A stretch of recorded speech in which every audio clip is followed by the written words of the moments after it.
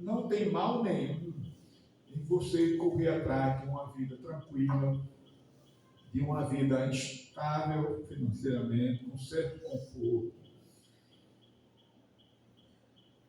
Mas Jesus disse uma coisa muito interessante.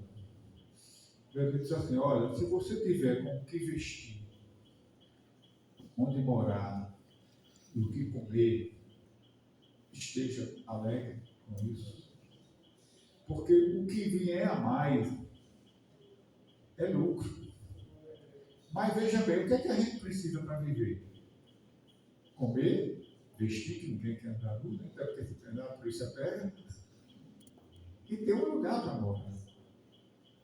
O que vier disso, irmão, a gente encara como um lucro, como uma coisa a mais que Deus está acrescentando. Mas o básico para a gente viver são essas coisas. E às vezes nós corremos atrás de preocupações que a gente não tinha antes.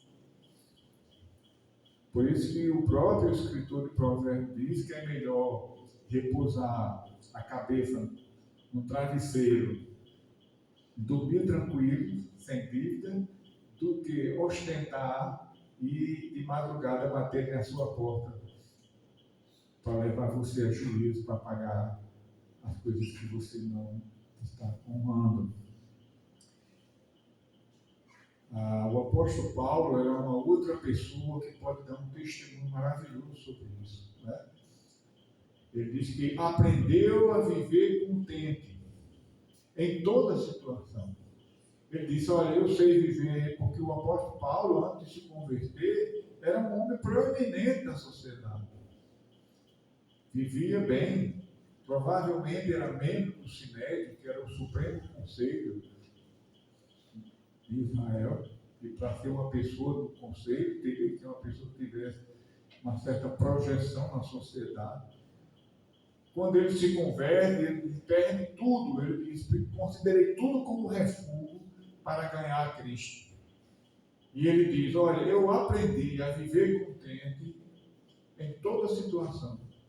Tanto sei viver na abundância como na escassez. E a gente tem até um canto que a gente conhece, gosta muito, né? Baseado nesse texto que ele diz, né? Porque eu aprendi a viver contente. Mas será que isso é uma realidade? Às vezes, meus irmãos, mesmo na fé, a gente está se desgastando por coisas que são meras vaidades.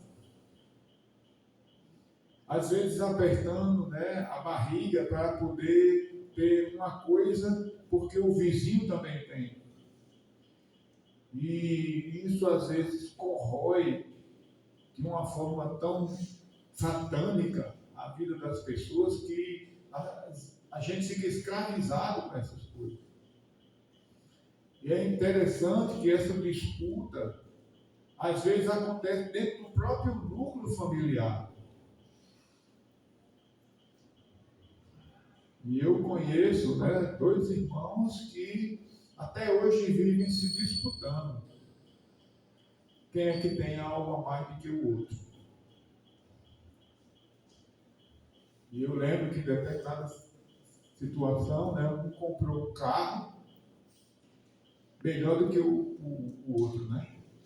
E parece até mentira, mas veja a frase que ele usou: eu passo o mês todo comendo pão com ovo, mas eu compro um carro melhor do que o dele. Isso parece ser uma coisa absurda, mas isso acontece todo dia. Isso acontece todo dia. Se a gente não tiver uma escala de valores do que é realmente importante na vida, a gente vai se deixar levar por essas situações. E às vezes, irmãos e irmãs, nem nos apercebemos que estamos sendo escravizados por essas coisas.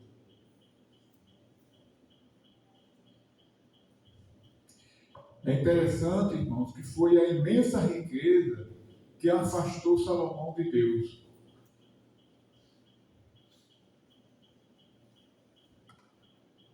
Devemos ter muito cuidado para que as bênçãos que Deus nos dá não acabem se transformando em maldição.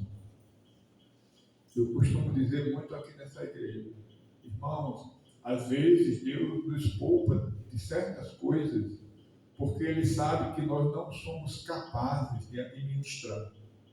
E que isso vai acabar se tornando um laço para nos afastar da presença dele. Foi o que aconteceu